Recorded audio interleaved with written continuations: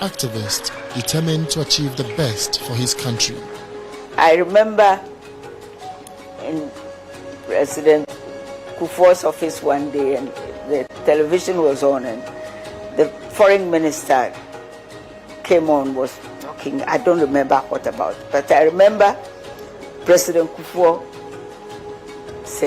smiling and saying, "That's my foreign minister."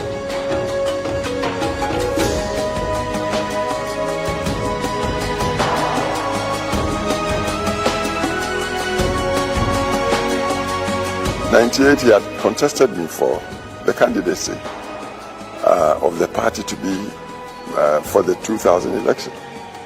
Of course, I won, but our party is democratic, and we operated under constitutions of contests. So when we won, and knowing the background from which he was coming, I thought he would fit the role of the Attorney Generalship. And I didn't have any qualms at all inviting him to come and serve as Attorney General. I thought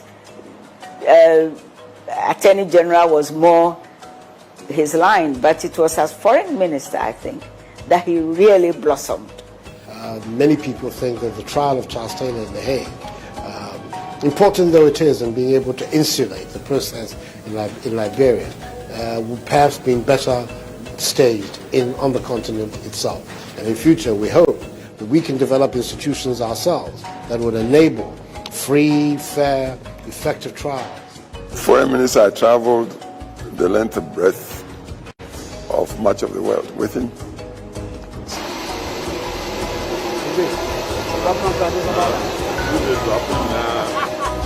So we got talking a lot during the many travels we had. I always felt right at home with him. And I think my trust or confidence in him was because of this very long background I had with the many members of his great family. From his political activism in his youthful days in the late 1970s as General Secretary of the People's Movement for Freedom and Justice, or PMFJ, which insisted on a democratic Ghana, through the establishment of his law firm, to his human rights activism days defending the politically oppressed, Nana Akuffo Addo has shown to be a tenacious servant leader and a family man. I can say boldly that among his generations, he was one of the best. We did a case in the court, and the late Nelson Kofi sent him a written recommendation, and he said he's the chief of the old bloc. It shows how that generation respected him. First Radio I, now on no lawyer to a Radio I, Usha Kutino D woman. Da wakochi Radio I mena me ko ni fi ko friend na one friend na obepupu ni tida. He actually got cases from the legal aid office for lawyers to do, and he did a lot of free cases for people who walk into his office, and he thought that he had a good case. You call a lawyer in the office and assign you to do it. So that's one strength of him. But his tenacity will even become more profound in the Fourth Republic. Most of the people on this march, 90% of them don't have jobs. As far as we're concerned, that's the issue.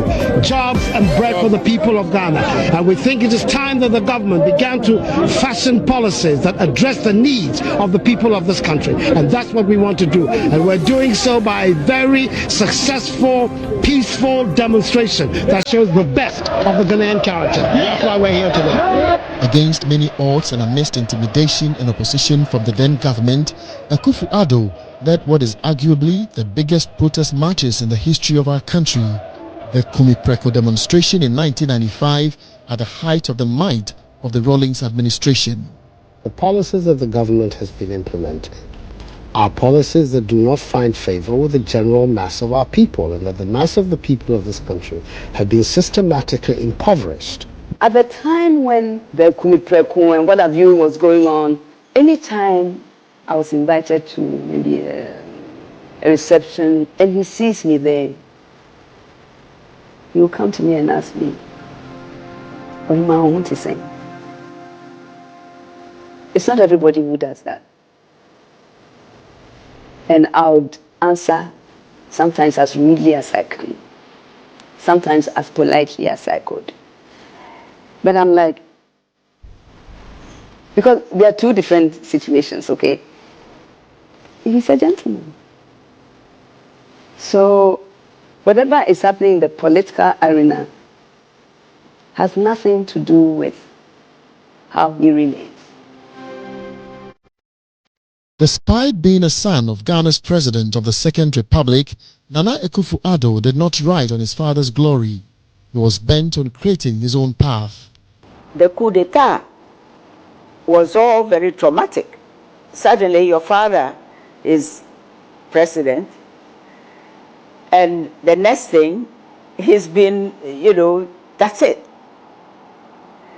All those things, coupled with his background, I think must have gelled up to say, I must be part of making things the way, all the arguments we have, all the discussions we have, if I should be part of the solution and not constantly be part of just the argument.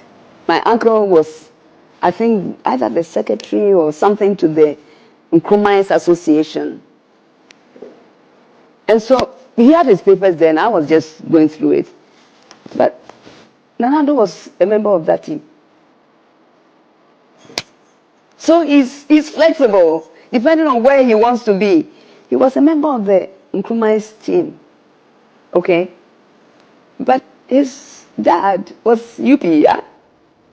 So I guess you can only judge him for what he does and who he is at any point of time.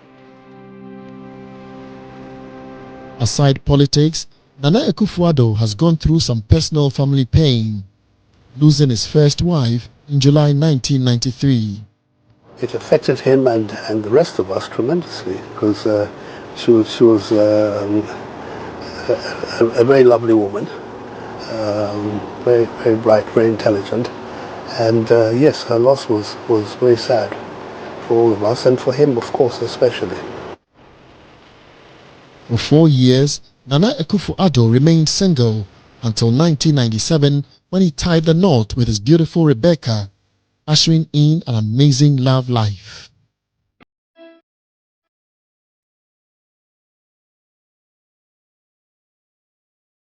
Well, we met many years ago. I think it was in the late 70s. And we went out briefly. In fact, I think at the time his father was president. Yes, and we went out briefly and went our separate ways after that. And then sometime in 1996, it must be, we met up again. And we went out a few times and decided that we shall get married. And that's how it happened. Nana Akuffo Addo has kept a united family with his wife and beautiful daughters, a father's pride. One of the things as well that Daddy loves to do with his daughters is go for a good walk. You know what I mean? And then he'll tell you about, the areas where he used to be his stomping ground and things like that. My father can make you feel so important in that one moment that he shares with you. And that one moment can last you for 10 years. He does try. He loves his family and he cares very much for his family. And so he's always there for us. But as the whole world knows, he's a politician and he's always out there doing his politics. So a lot of the time he's been away and getting on with politics. But he is a family man. His family comes first. I feel that my father is a whole entity, but one goes with the other. That even as a father, he uses his diplomacy as a politician with his daughters. You know what I mean? It's not easy to have 5 girls that you have to wrangle and everyone has different personalities, you know? So I don't know. And also I've grown up with we've grown up with the politician who is a father. Mostly on Sundays, the whole family comes round for lunch. So the grandchildren come and they're with him. They go into his study to begin with whilst he's working, and they're all over the place in his study, asking questions and so on. And he's very fond of them. He talks to them and listens to them as well. He's very, very family oriented, and he loves his grandchildren.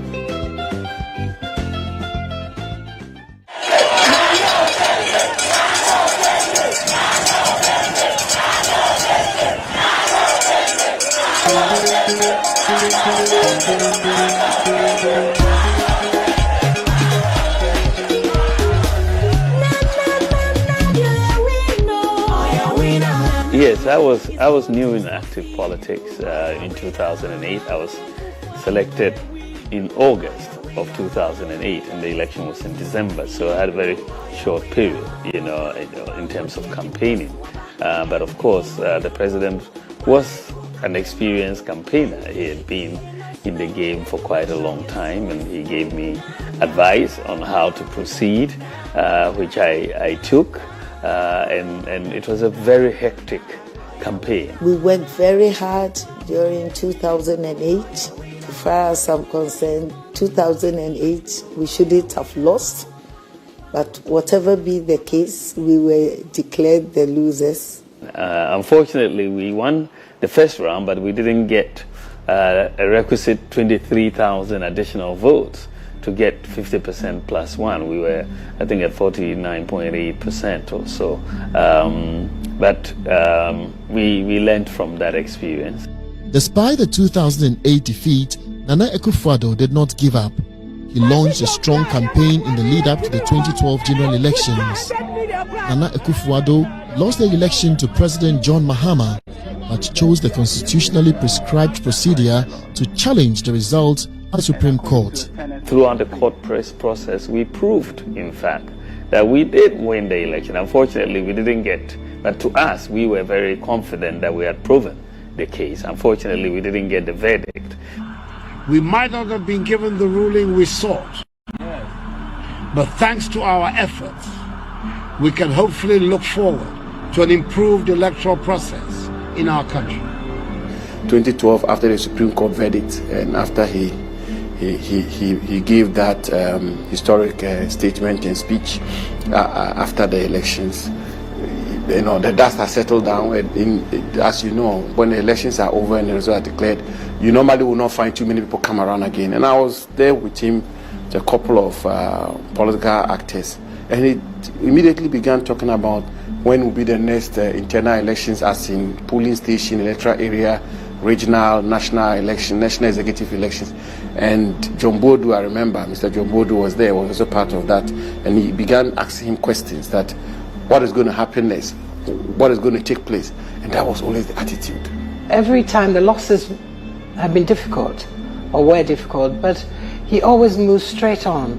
He doesn't, I know the very first time in 2008, after we lost, came home and I was so sad and everything, and almost in tears, and he just said, look, snap out of it, just let's move on. And that's how he is. He doesn't cry over spilt milk. I remember as well, actually, Jefferson, when he lost in 2008, and me and my younger sister, we stayed up for him. Everyone had gone to sleep. It was very late, I think like 2 a.m., 3 a.m. in the morning. And my younger sister and I waited up for him. We didn't know why, we just wanted to make sure our father was okay. We were angry. We were, how could they do this? And what have they done? And, and ready to, sit down and talk to our dad and, build him back up. And, and he came home and he said that he was sad, and he said that he just feels that he's let the Ghanaian people down. It wasn't that he felt that he should have been in power, or that it would have been better, It was just that he felt that he let the Ghanaian people down. And what it did is that it educated my sister and I a little bit more in being patriotic. Nana Akuffo Addo's fortitude and clarity, and basically what he was given me in particular, that look, we can do it. Let's just go and work hard. The next election, we will be able to make it. And I believe that, and we worked very, very hard, and we got to make it. Every mother and father all hope that education will help their children escape poverty and give them access to a good life. Every child, rich or poor, able-bodied or disabled, deserves a good education. Free secondary education is at the heart of the NPP program. His 2016 comeback was even stronger, winning overwhelmingly at the presidential election, and for the first time in the history of our country, not only did he defeat an incumbent president, but he did so with a whopping 1 million vote margin. The only way we can guarantee the future of Ghana is to bring in the NPP to rebuild our country. That I will preserve, protect, and defend the Constitution of the Republic of Ghana. So help me God. For many Ghanaians, this victory in 2016 came with a renewed hope. The New Patriotic Party had also won majority in Parliament. It will not be easy. We have no illusions whatsoever. It will require sacrifice, but it can be done. I remember that Akuffo Addo teasing me that I wasn't smiling as much after the swearing in. Before the swearing in was a lot of euphoria and all of that, and then after the swearing in, I had to focus on what we needed to deliver. One day, I went to Nima to see him at the office before we go for a meeting in Ringway. And I entered the office, and he looked up at me and said, "Oh, the first woman, female chief of staff." What? It's never happened before. And I never thought of it. And I believe strongly that the role that he has given me is a strong commitment to the advancement of women. Sometimes when I see his passion for Ghana and doing things right for Ghana, I believe that it came from that early start. He's been very clear in wanting to put Ghana where he wants it to be all these years. So I see that, you see that throughout his political life, fighting for the right things, democracy, and all of that. As president, Nana Akuffo Addo hit the ground running from day one. The implementation of his major campaign promise, the free senior high school policy, could not even wait for a year. By September 2017, the first batch of this revolutionary policy were in school. Today, enrollment rate at the SHS is over 90%, and the number of students in SHS across the country has more than doubled from 830,000 in 2016 to over 1.4 million, one of the highest enrollment rates in the world, with over 5 million children benefiting since its inception. While delivering on this flagship program, President Akuffo Addo was also delivering on other promises such as the One District, One Factory initiative, the Planting for Food and Jobs, robust infrastructure, and at the same time turning the fortunes of the economy around. Ghana became one of the fastest growing economies, with GDP growth increasing from 3.4% in 2016 to an average of 7% between 2017 and 2019. Inflation hit its lowest level since the beginning of the Fourth Republic in January 2020 at 7.8%. Fiscal deficit was kept below 5% for 3 consecutive years, and the annual average depreciation of the cedi was at its lowest for any government in its first term. The Ministry of Health has announced that 2 cases of COVID-19. Ghana is investigating 2. Fellow Ghanaians, good evening. I happened to travel once when COVID was quite mitigated when the waves started coming down. And everywhere you go, they ask the question, were you having foreign consultants in your country? Because apparently Ghana had come up as one of the low to middle income countries that were very systematic in our approach. And when you talk to partners, I was in Geneva, they were shocked that all was in-house. It was Dr. Nsiansari, Kuma Buaji, Asamaba, with the COVID task force team, all of us. And they were like, wow, that is serious, And the president was not only addressing Ghanaians. Apparently, the videos were being played in other countries in the West Africa sub-region.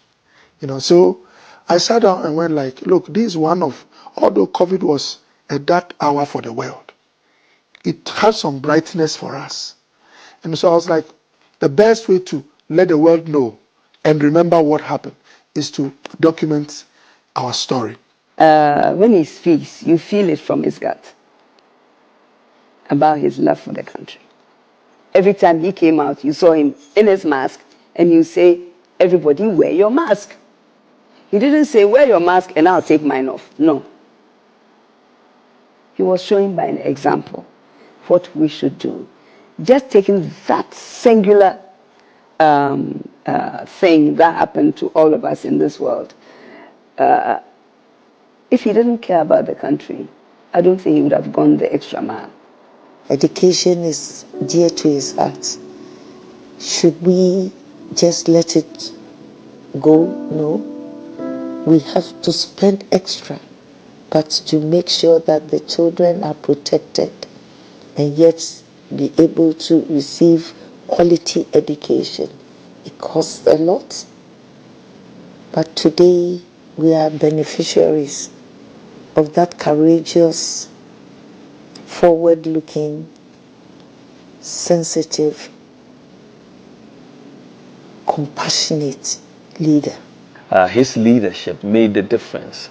And, Ghana is adjudged to be one of the best countries in the world in the management of COVID. And I think it's thanks to his leadership. We didn't suffer as much in the area of deaths as many other countries.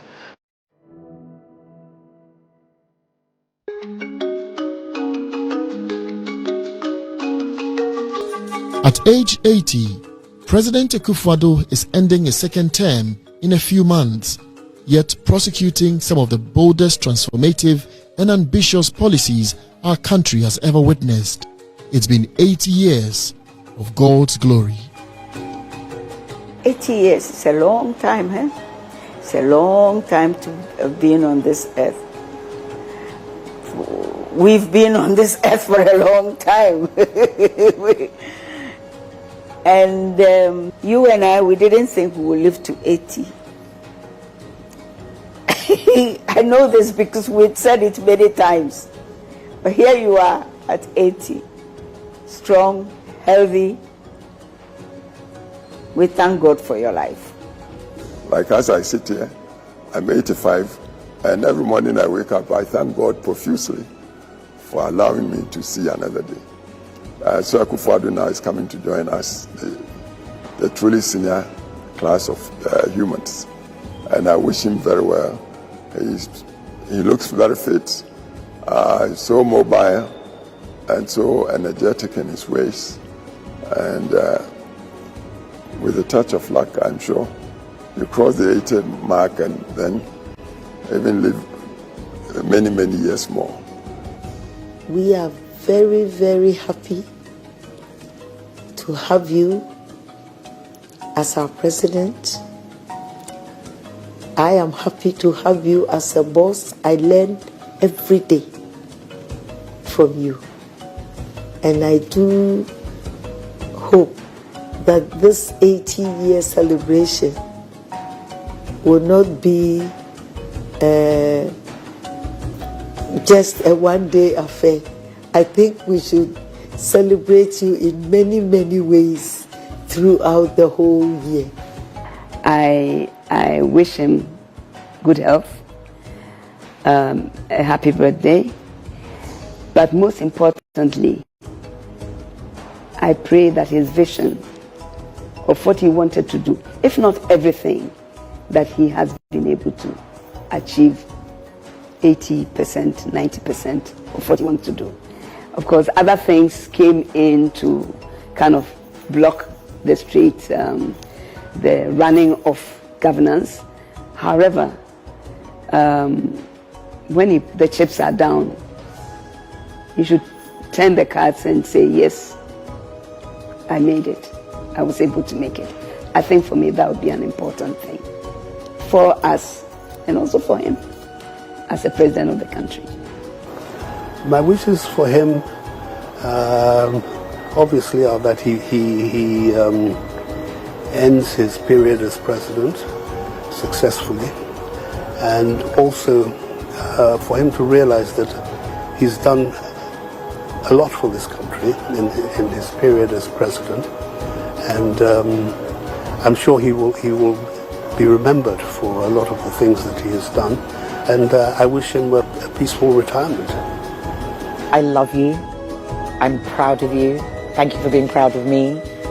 Thank you for my amazing sisters, you know, because the family that we have is unbreakable. You know, we have such a bond, you know, that and my father is the epicenter of that, and my mother is the epicenter of that.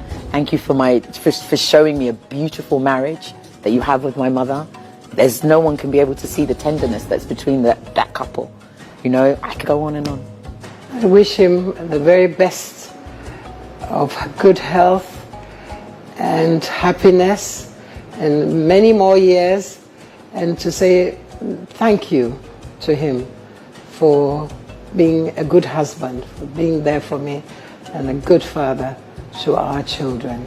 May God bless him. I think he has left such an incredible legacy for Ghana. I mean, we may not see it clearly now, but his leadership has really begun a major transformation in this country. Of course, a lot of people will remember him for free senior high school education. Really landmark. You have about 5.7 million children who have benefited from free SHS, and performance has gone up. Free TVET education and the investment in TVET, in skills, major. You know, you've seen ambulance service resuscitated, you know, the industrialization program, one district, one factory, all these factories, about 54% of the districts have been covered with factories. Right now, then you see the digitalization program that he allowed me to champion in government has allowed a major transformation. The Ghana card, which President Akuffo started, finally the issuance was done under President Nana Akuffo Addo, which is a major legacy that we have. Ghana now has an address system, financial inclusion in Ghana now. We have #1 in Africa in terms of access to financial inclusion. This is in our term. After 60 years of our independence, we were nowhere. But now we are #1 in Africa. I wish him much longer life to contribute even after his term.